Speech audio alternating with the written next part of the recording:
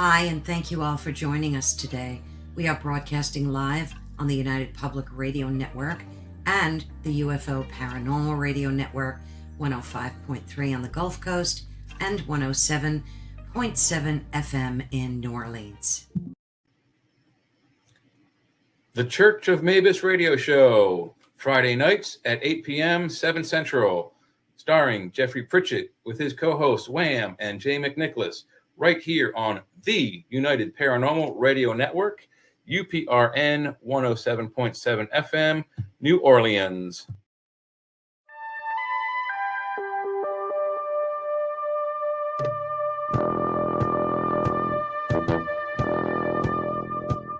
Tune in to UFO Undercover, Wednesdays at 8 p.m. Eastern, with your host, Joe Montaldo, right here on the Paranormal Radio Network.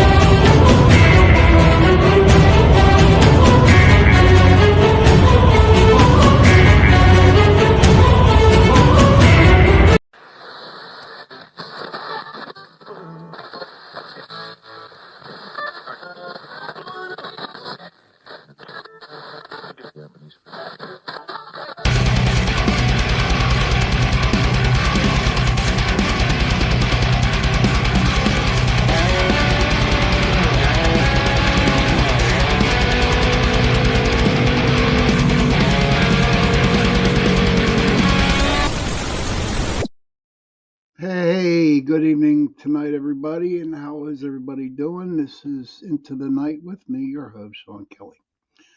And my co-host for tonight, me and Jay co-host a lot of shows together. Joe We Fox do quite a lot, says, yeah. yes, we do, and that's all right. Sebastian says, good evening to you, Sean, in chat.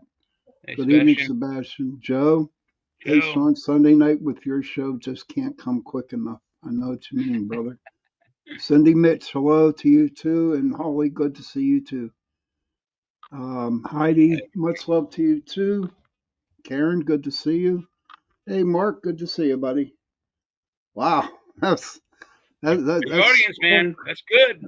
That's my audience, and I love them to death. I call them my angels. You know what I mean? But I am on UPRN Talk Radio 105.3 Mississippi, 107.7 New Orleans. And I want to thank Joe Montaldo, who owns the show, the platform, for allowing me, and Michelle. Got to put Michelle's name in there. She's our station manager. And for allowing me to give you an hour of my time on Sunday nights and on Tuesday nights. And Jay, my co-host for tonight, and hopefully I'll get him Tuesday night because I have another Christmassy thing I want to talk about. Okay, yeah, that should be available.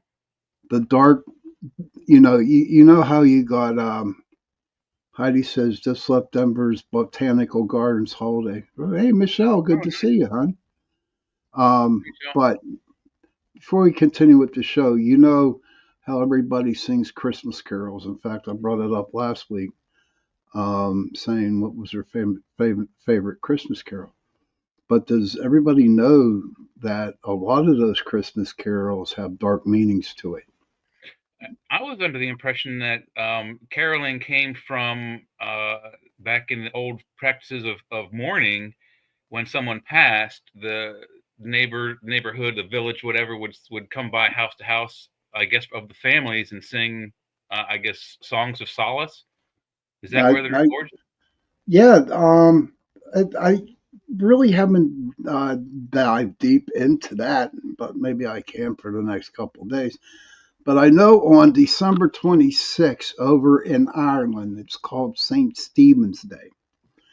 And what they do on St. Stephen's is a bunch of boys will get a wren and kill it. And they will go around house to house and sing the wren song so they can get money to bury the wren. No, that's the truth. Yeah. Okay. Yeah, I Um, knew it had something to do with that. It came from like the graveyards kind of deal, and then I don't know how or when it morphed to Christmas, but I take a don't dark know, tradition but and put it into a light tradition. You could change the flavor of it for sure. oh my gosh, yeah.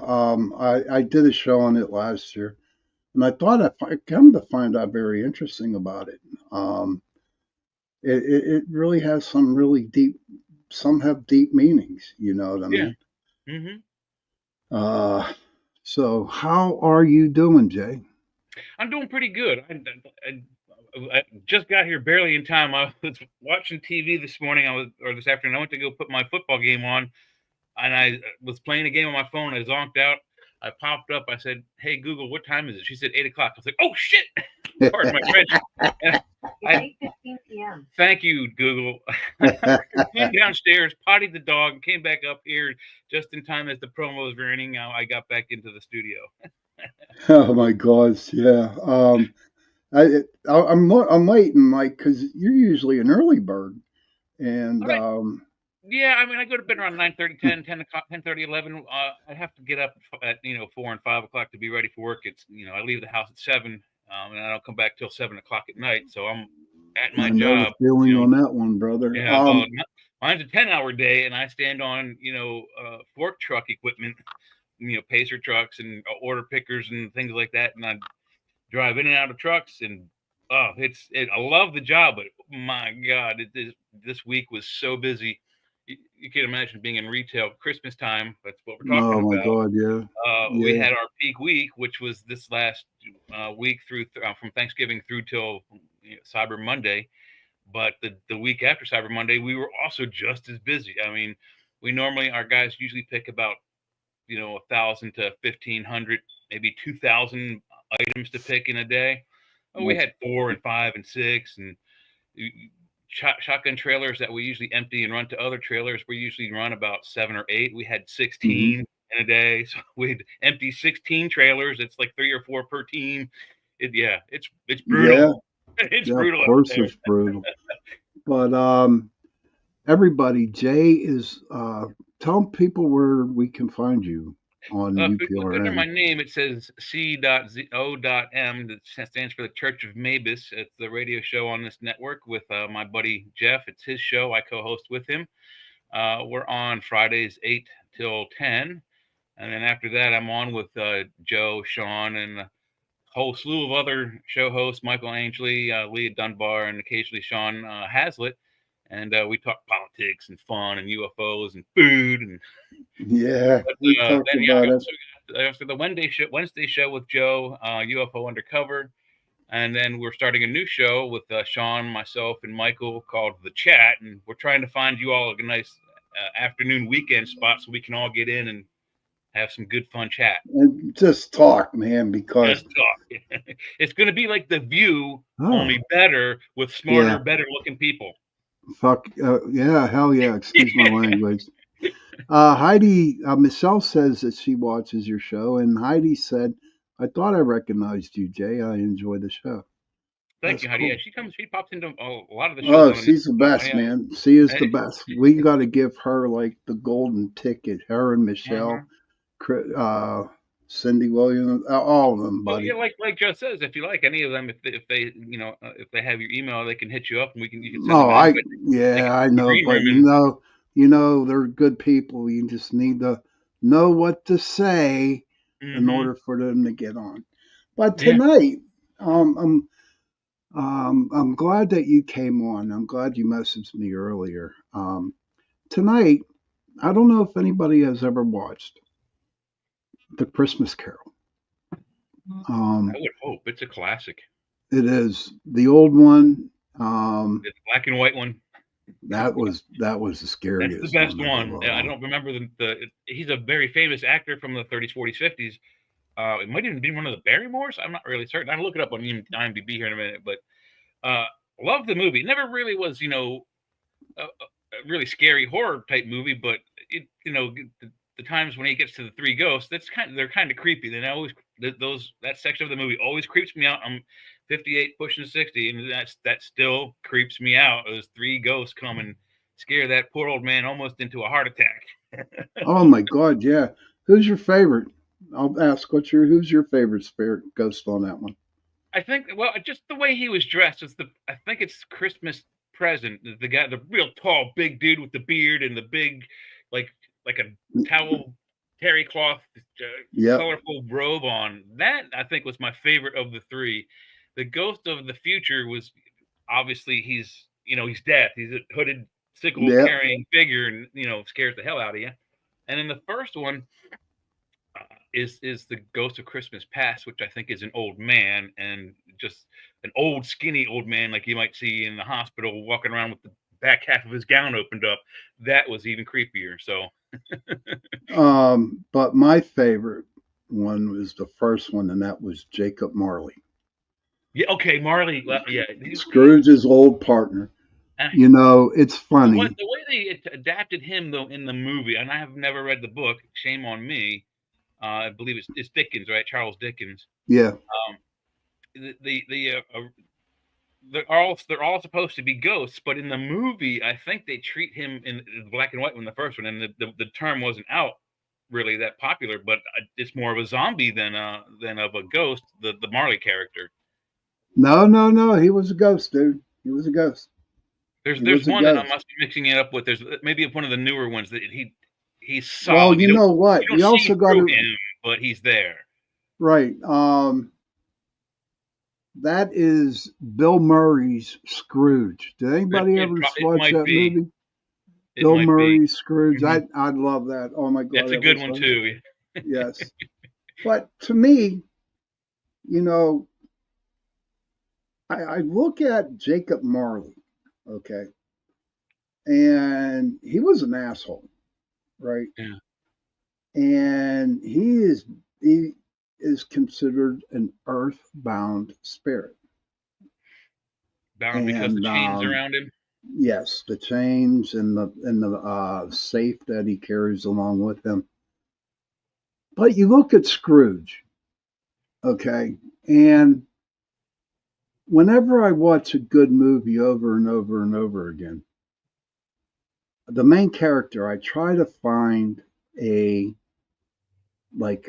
reason why I'm watching this movie all the time. And I go on the main character and I'm like, how can I put this in my life? You know what I mean? How was I a Scrooge? Okay. Mm-hmm. Now, Jay, to be honest with you, when I was younger, in my early 20s and late teens, early 20s, I was an asshole. Okay. And I was like that miser. I was always like the one trying to get an extra buck. And if I didn't get what you can give me, then I kick you to the curb. You know what I mean? And when what the hell was that? It's the emergency vehicle driving down the road in front of my house there. Sorry about that. And so I look at Scrooge and I just put myself into his spot. And I'm thinking, overnight, he changed over these three spirits. It's an overnight change. Yeah. And do you think in today's world, Jay, that could possibly happen? I don't know about directly overnight. But I think over the years, well-trained observational people who are able to see outside themselves and like a photographer type of well-trained observer type of person might, in years of being an asshole or a miser or some kind of curmudgeonly old man type of mentality, they might see that in themselves years down the road after it started, and then be able to retrospect and go, oh well, I better change. And maybe that's when the overnight happens. But I think it takes days, weeks, months, and decades even to notice the pattern before you can invoke the change. Okay. Now, for me, my question was all the time too, and it's like, River Rose, good evening, Hey, River. Good evening, River. Good to see you, honey. So to me, Jacob Marley fascinates me.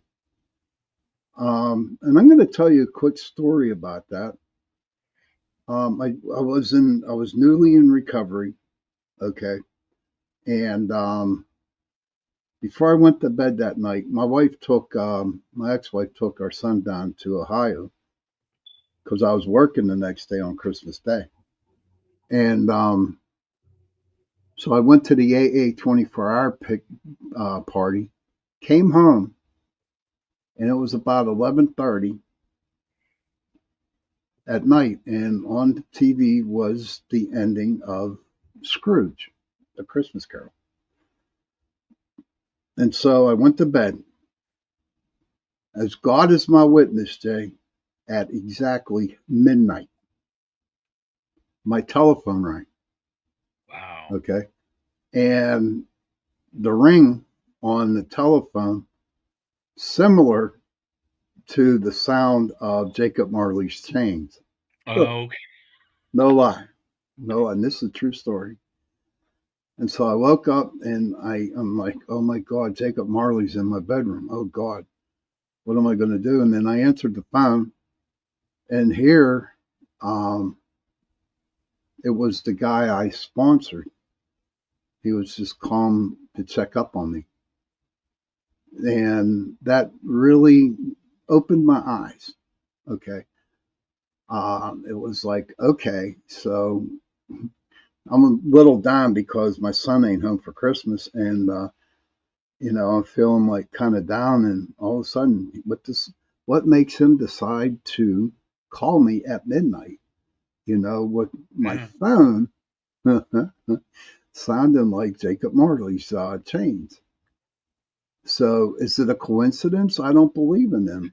Synchronicity? Well, no doubt, yeah. No doubt about it. Michelle says change is tough. I forgive myself for my past, trying to move forward in love and light. God bless you, Michelle. Good luck. Good luck to that. But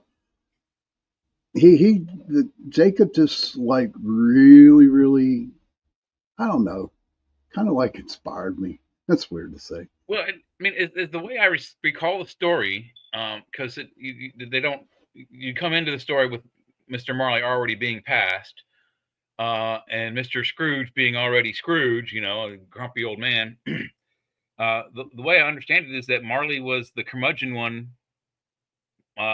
Scrooge was the younger member of the firm, the company they worked together, and was the nice guy. Right. And at some point, they flipped, and the old guy Marley became nice, and the young guy became Scrooge, the curmudgeon. And then, so I don't know if it was the addition of Scrooge to Marley's business that made Marley become a nice guy, and then Marley's interactions with Scrooge make him the curmudgeon, and then Marley dies, and Scrooge stays in his curmudgeonly ways until he's scared to death by the ghost. That's the way I look at it. So it's a dual change. Both men are the cause of each other's change. Right. And it all boils down to Tiny Tim. It is wild, Heidi. Honest to God, it is. It just blew me away. Blew me away when that happened. But so I give a lot of thanks to Jacob Marley. You know what I mean? And somehow, and then I know you saw the movie, but did you ever put any scenes? Is it possible for that to truly happen to somebody nowadays?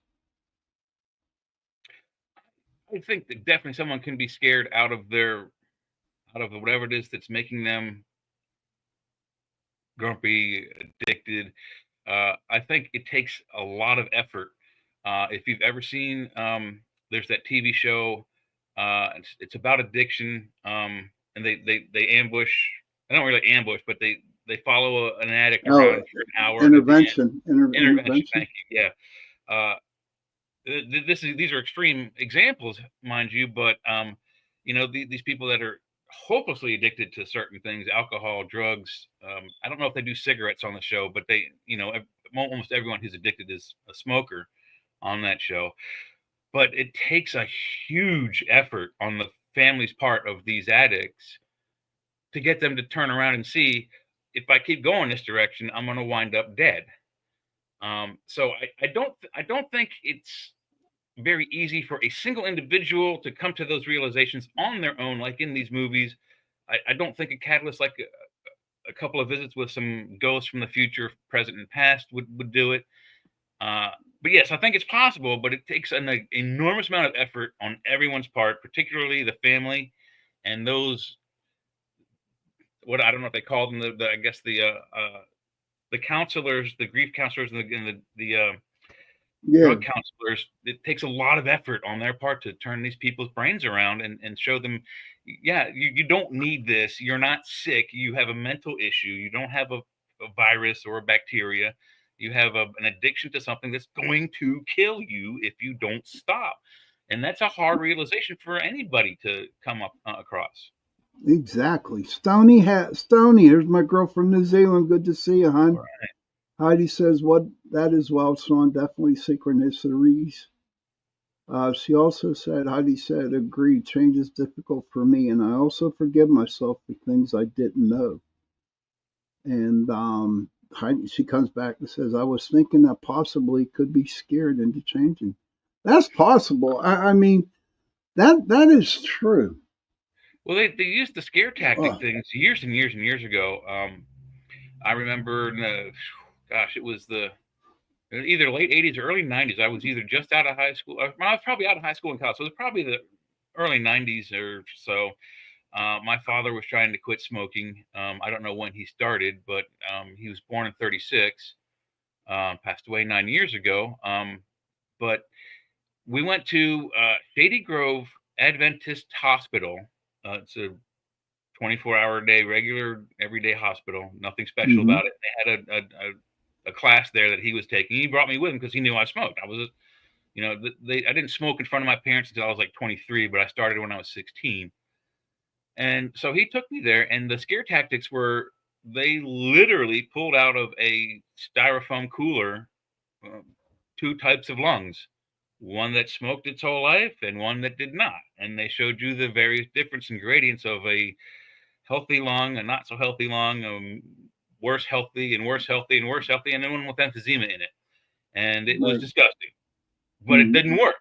Didn't work on me, didn't work on my father, didn't work. I don't know how many people in the class there were. That shit didn't work on any of them either. Scare tactics generally tend to have the opposite effect.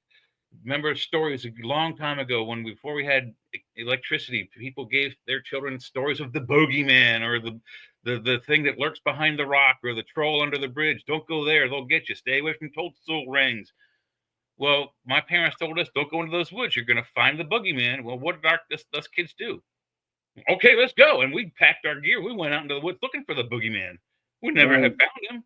But the premise was the parents did not want us in the woods because there were water moccasins, copperheads, all kinds of dangerous things. There was a creek you could drown in. There was sticks and things you could fall and break your leg.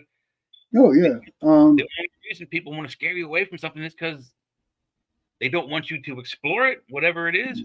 But telling someone don't go there, you're going to get hurt. You're going to find the boogeyman. But Don't we smoke. got to do it. You're We going got to to die of do it. emphysema. Yeah, most people will do the exact opposite. So, what's the cure? I don't know. I'm still trying. I got patches on both arms trying to quit these god awful death That ain't cigarettes. happening. River says, I think it is called a spiritual awakening, something that sparks authentic feelings that drive one forward for change in one's own life. It's like a true, authentic connection to a higher power. I like that, River. And she's right about that. Maybe it is a spiritual awakening. I think that has to be part of it. I mean, you still have to be consciously aware of the problem, whatever the problem is. Being a curmudgeon, being an asshole, Yeah. being, But spirits, though, the book. partly Asperger's syndrome, overly But intelligent. back then, all kinds of things, but not back everything. then, Jay, they didn't have those, buddy. No, Michelle said, I lost 3 immediate family members. My condolences to opiates.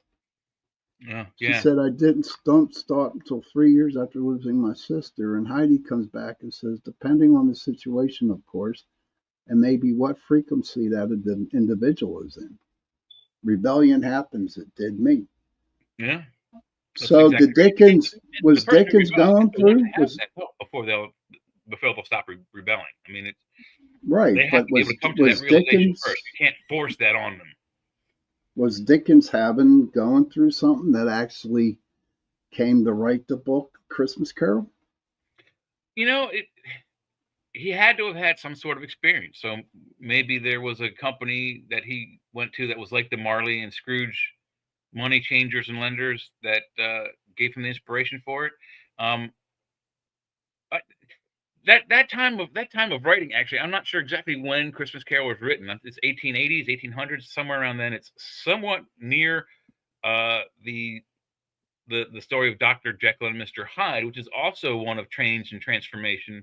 So Right. there were quite a few books, Frankenstein, Dracula, all of those weird, creepy books from then. So something definitely inspired it. Where he got the inspiration, that's a question for a college level English lit teacher. True. Hey, if anybody out in the chat room could do that, could you please look it up and find out when A Christmas Carol was written? I would truly appreciate it. But let's get to the Ghost of Christmas present. Yeah. What's your present? I mean, would you actually want to? Oh, it was past was first. Past was first. Past comes first, present, and then future. So say like you're there, and the ghostess takes him to his past when he was a young whippersnapper, and how he fell in love and all this stuff. But he was so conceited. He was a miser about himself when he was young. He didn't give a shit about other people, man. All he cared about. Michelle says December 17th, 1843. Okay. Thank you very much, Michelle. Appreciate it. But what do you think? Put yourself into Scrooge's shoes there, Jay. How would you feel if a ghost came to you and said, all right, I'm going to take you in the past? How would you feel? Well, if I was right now with the research I've done on this subject, I probably would not be scared. I'd be actually interested, and I'd be like, yeah, let's go, let's do it. As a younger man, I would probably be scared out of my mind, pull the covers up and be like, it's not happening, and hey, just wait for the apparition to go away. But I think in either edition of me, either the scared version or the one who's like, let's go, I think I go. And I don't really think the first ghost gave Scrooge a choice anyway. He just kind of grabbed him by the hand and said, "Here we are." None of them ghosts in that movie gave him a chance. They say, "You're coming with us." Yeah, boy. No choice whatsoever. You come or. Oh wow! So Michelle Wilford, Christmas Carol by Charles Dickens. Heidi says Christmas Carol by Charles Dickens was first published on December 19th, 1843. River says December 19th, 1843. Made it to I-25. Woo. Okay. Yeah. But what? But I to me, it's like basically instead of sleeping and having a ghost come to take me, to me, it seemed like it was more of a type of meditation. Okay. To where I meditated and the spirit guide came in and just showed me my past. Okay. There are different meditations out there that can take you into your past. And they're scary, you know what I mean? And it's like, and then I think about it and I'm like, holy shit, I was really a bad person. You know what I mean? I was a bad person. And I'm like, why are you showing me this stuff? Why are you showing me my past? I need to get rid of my past. And that's how I feel that Scrooge was saying to the ghosts of Christmas past. Well, I think also in the same token, it might be even Freudian. Because the way I looked at the movie, and I still think of it this way, even in there's so many versions of it. It's like a road movie almost, kind of like the old, Bob Hope road movies, Road to Borneo, Road to Berlin, Yeah. Tommy Boy, Black Sheep, a couple of guys that go on the road and they have adventures. And now these are comedies we're talking about where they, mishaps happen all throughout the movie and, until the conclusion. So I think it's like kind of like Freud's. He may have gotten a hand. I don't know if Freud was contemporary back then, but there's certainly there was a lot of insane asylums in Europe back in those days, and they didn't understand mental health and mental illness. So I think it's part of like psychoanalysis, where you take a trip through your past to see what it is in the past that made Right. you what you are today. And I guess the you journey have continues to. with the present and the future, but the past is going through to find where the core issue, the core problem is. Right, exactly. And that's why I believe that, the ghost deal was pretty cool with it. But I personally, and Heidi says, yes, definitely can. Joe Fox said there's a movie about Dickens called The Man Who Invented Christmas. I might have to check that out. Mm-hmm. But no, so you get into there. But before we go on, ladies and gentlemen, I got to take a little commercials break. So you guys got to go have a cigarette, get some coffee, go to the bathroom, do what you got to do. We'll be back in 70 seconds. Boop. And All right. boop.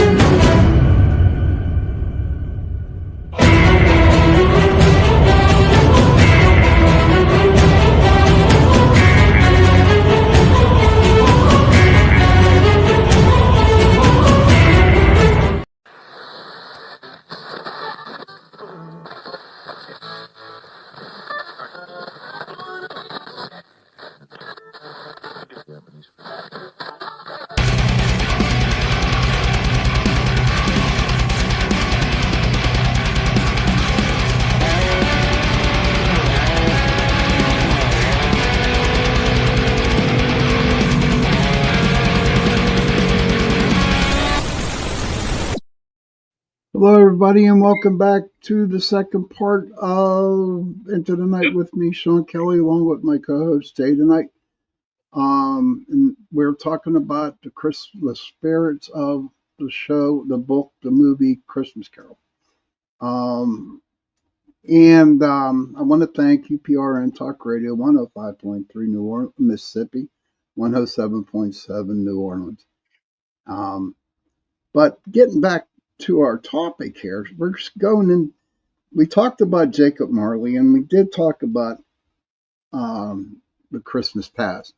Now we're getting to the Christmas of now.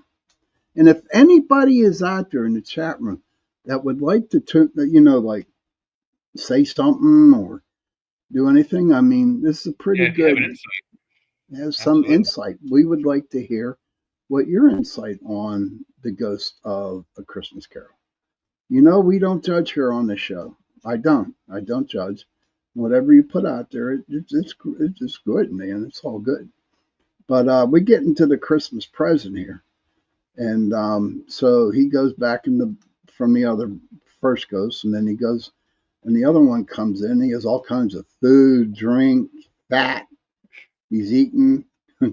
He's all good, and then he takes him to take Scrooge on. I guess it's an hour. I'm not sure what it is, but all of a sudden he shows Scrooge, Ebenezer, all the good things that are happening in Christmas now.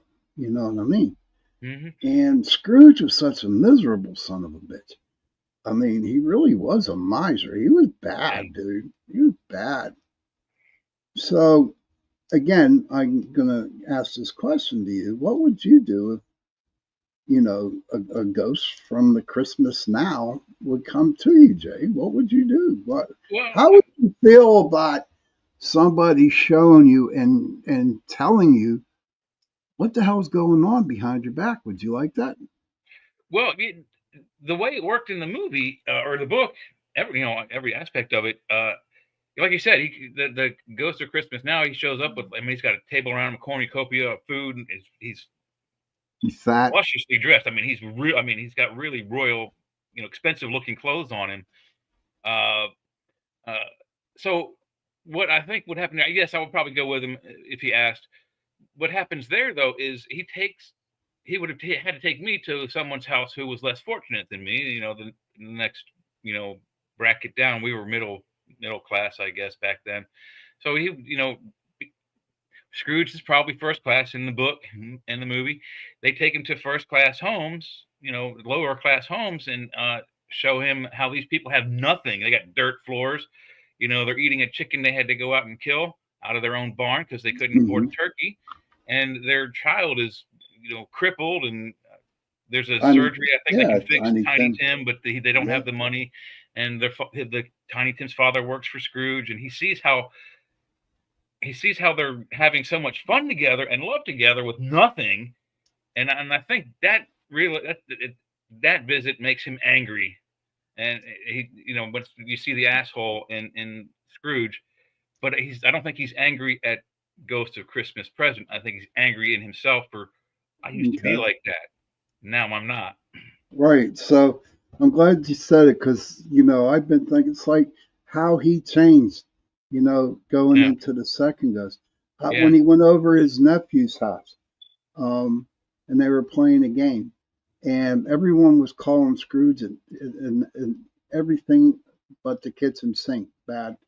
And, but his nephew always had a place for him. You know what I mean? Just like Tiny Tim's dad. Okay. Even Heidi says she agrees with you. Thank you, Heidi. And she and his wife, Tiny Tim's mom, she was like calling him every name in the book. But there was the guy that he worked for, who worked for him, always had respect for the old man, no matter how bad he treated him. You know what I mean? And for me, with the present, and me seeing this, I would probably be in the same similar stage. Like, I don't I don't want that to all happen. I want to be part of this. I want to go and dance with my nephew's wife, or I want to go and like help that Tiny Tim out, man. Well, I don't think he has the realization at this visit. This is the Christmas Now visit. I think it's more of an anger in himself, and I think, like Heidi said earlier, that there's the rebel phase. The first ghost shows him there's a problem, and this is where it started. The second ghost shows him these people have way more problems than you do, and look at what they're doing. And he realizes he used to be that way, loving and carefree, and a good dude. But he doesn't want to go back to that. And he realizes at that moment that what the ghost is showing him, and he gets angry in himself. Like, I made myself into what I am to have the money I have and the position in life that I am by not being this idiot with a crippled son and being nice and friendly all the time. And I think we're in the rebel phase with Ghost of Christmas Now. Okay. Heidi goes shameful anger, maybe? That's very possible. Same thing, shameful anger. Absolutely, yeah. Heidi, I'll be honest with you. I'm like an old man, 62. And Dude, I never heard of by 4 years. You're not an old man. You were running around in the sandbox when I was running around in a pair of diapers, so we're not that far apart. But no, I never heard of shameful anger again. Yeah. But as the movie, the one with your favorite actor on Star Trek. Yeah, I'm trying to find it. There's a whole lot. I didn't realize how many. I mean, there's one with Patrick Stewart. There's one with That's the one right there. The one with Patrick Stewart, man. Yeah. 1999. Patrick Stewart, Richard E. Grant. But to me, that wasn't the best one. The best one was the original. It's 1938, A Christmas Carol. I'm going to call it up the main page here. Yeah, that's the one. Yeah, that's Scrooge with the big duck. Yeah, with the So turkey. Yeah. 1938 it came out. I didn't get the actual date, but Reginald Owen played Ebenezer Scrooge. No Wow, way, Kathy Heidi. You're Lockhart, who no is the way. great grandmother of what's her name from Lost in Space, or the great mother of the lady from Lost in Space, and the great mother of their daughter who was in Battlestar Galactica. Very cool. Uh, her husband Gene Lockhart's in it too. So you would be like 59, Heidi, right? Not 69? Uh, no, I'm not old. No, I just feel it in my bones. Oh yeah, You 1969. She's 3 years younger than me. I won't reveal it. okay? Haha. She said it. She corrected. No, I'm 55. LOL. Yeah. Yeah. Okay, I had to put my brain there. But now we can get into because we got about 10 minutes. I usually stop at 50 or 51 minutes in. But now we talk about the Christmas future, The scary one. the scary one. Does he not look like what they called him? The one Death. with what what The Death? Yeah, Death. the headless, not the headless horseman, but the horseman, the apocalypse of death horseman. That guy. That it's the same symbol. A black Yeah, hood mask, a gigantic, enormous sickle to lop off the. Well, they say it's to capture the souls of the dead he's coming for, but actually it's to take your head off so he can get into your body and suck right. the soul out. I don't. It's a grotesque figure from ancient legend and lore, and he was the one that always scared me. Well, he did scare me at the beginning, but Hmm. I guess being in the metaphysical, spiritual, and all that kind of world, that don't scare me no more. You know what I Yeah, mean? as like I said earlier with my first question, depending on when they got me, if they got me Right. before I was into investigating the paranormal, or after, after they're in for trouble because I'm gonna be like that toddler that's just learned how to talk. Why? Where? When? Yeah. How? Why? They're gonna hate me. Michelle says that she's 63. She was born in 1961. So You're we're both not old at all. 60s. The Okay, Grim Grim Reaper. Reaper. Thank Thank you, you, Karen. Karen. Yes, Thank you, Karen. that's what But happens when you hit 50, folks.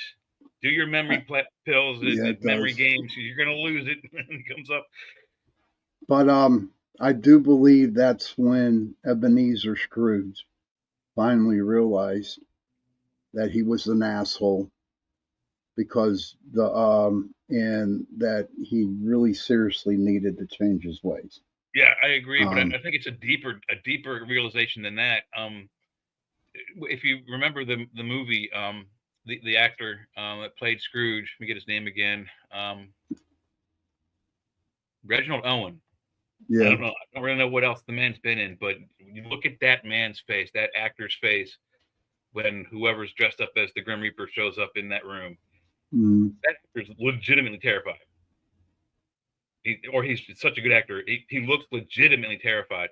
I think what happens with the Scrooge character, with the death figure, and realizing he has to change, when he sees his name on the gravestone, right, the change comes because he realizes he was put in that hole by a single person, his nephew.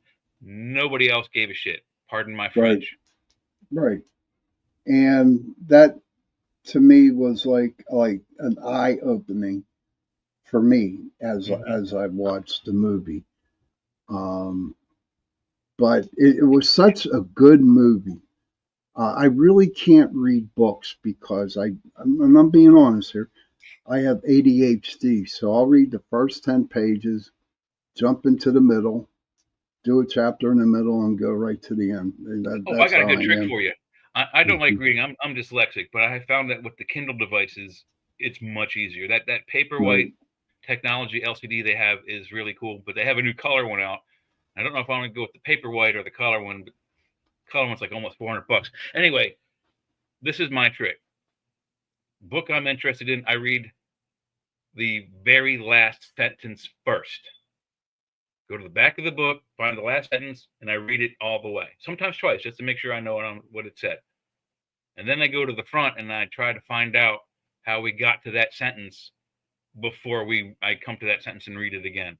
Right. Okay. So it makes the book like a hidden clues thing. You go, where does that last thing in the last page come in? You won't be able to fan through the book to find it. You're going to have to go from page 1 to last and find out how you got from the beginning to the end. Oh, that's pretty interesting. I kind of like. Yeah, But every book I've ever read, I read the last sentence first and then start at the first. Now, Christmas Carol was a good movie. It was a good book, and I think there was a lot of good messages I in don't know it. if it was a realization for you, but I mean, even as a kid, I remember, especially the scene with the Ghost of Now or Ghost of the Future with the tombstone. I was like, wow, I don't want to die alone, and I don't care whether I'm rich or poor. I want people around me before I go. I don't want That's to my die biggest fear. That is my biggest fear, dying alone. That is my biggest fear. Let's see. There's the young one around us. Heidi says, honestly, I don't think I ever read an entire book word for word. Oh, okay. So there's other Thanks, Michelle. people who thank you, Heidi, for telling me that. Michelle says I like the idea, and then Sebastian, my boy, he says I am 53. I kind of feel young around here now. He's just the youngin' in the room. He's just kind of young. Yeah, he's still a youngin'. Yes, but that's good though, because I mean, at least everybody in the chat room has at least contemporary knowledge of this movie. I mean, if we were to do this on a show filled with millennial audience, they'd be like, "What? What? Yeah, we would have to talk about the Bill Murray show. We'd have to play the movie first, and then talk about and then come in at the end at the credits and start the show. Oh, Sebastian says Alistair Sim was Scrooge in the 1951 version of A Christmas Carol. Thank you, Sebastian. I appreciate that. The one we were talking about that was mine and Sean's favorite is the 1938 version. I think it's they've redone the movie so many times. Scrooge. Yeah. And there's one with There's one with Captain Picard as Scrooge. I mean, I have to go watch that now, Sean. Thank you so much. You're welcome, buddy. I'm not. The only time I can dog you about Captain Picard and Star Trek is Friday nights. It's the only time I won't do it on myself. But I really enjoyed the movie. I really did. And anytime that it comes up, I always watch it. Mm-hmm. I guess I watch it now just for little reminders that there are some things in my life that I have to do in order to change. You know what I mean? And it's kind of like, it's like my go-to movie in order for me. If I'm filming a slump, I will rent the movie or I'll watch that movie and just give me a little boost of reality that what happened to Scrooge could actually happen to me. So tonight, everybody, midnight, watch for Jacob Marley come and say hello to y'all. But I'm talking about change, and then we got to go, Jay. I know a lot of people on here are my good friends. The Scrooge one is very good too. I mean, Bill Murray is a good character actor, but he took the Scrooge character over the top. Yeah, he did. And I mean, well, think about it. If you had a chance to re-envision the character in the way he did, I would do it too. I mean, it's one of the best adaptations of the story I've ever seen. And with Denise. Effects, it made the movie so much cooler than the originals. It's all they use stage special effects, like for the theater, rather than the movies, because they didn't have the digital. They didn't have all that stuff back then. Yeah, Denise, it's good to see you. Thank you for popping on. But we have to get going here. But talking about change, I know a lot of people on here, and I don't really share this, but I share a lot about myself with my people. Okay. If you really, really, really want to know who I was, and I'm saying was, watch the movie It's a Wonderful Life. Yes. And another movie about transformation also. And that was me. That was me. It was wonderful. So please, if you want to know about me, watched It's a Wonderful Life. That was my all-time second favorite movie. Yeah, But Jay, thank you for coming on, man. Any last words before we go here, brother? Yeah, just if you're gonna watch It's a Wonderful Life, watch the one with Jimmy Stewart, not the Yep. remake. The remake is good too, but the original, always get that first. Heidi says, thank you, Sean and Jay. Awesome chit chat. Gratitude for sharing. Thank you very much, Oh, hon. thank you. Thank you for being here. And thank everybody in the chat room for being here. No, you don't share enough. You share good. It's okay, Heidi. You're all good. But listen, children, if you can, please go to your parents, give them a hug, and tell them that you love them. And parents, please go to your children and give them a hug and tell them that you love them. If you have no parents and if you have no children, find somebody and give them a hug Your and dog, tell them that cat, you love your them. neighbor, Whoever. the guy who sits next to you in the cubicle across the way at work. True. Or Just girl. tell them that you love them and just say, I love you to them. And because those 3 words, I love you, go a long way. I hope everybody enjoyed the show tonight. We have to get going here pretty soon because our friend Sean Patrick Hazlitt. What's the name of his show, Jay? It's Into the Dark, Into the Night Dark. No, that's the one. That's the other one I just saw on there. Oh gosh, brain fartage. Well, just hang on to UPRN Talk Radio and listen to Sean. Through a hat darkly, or through a something darkly. Yeah.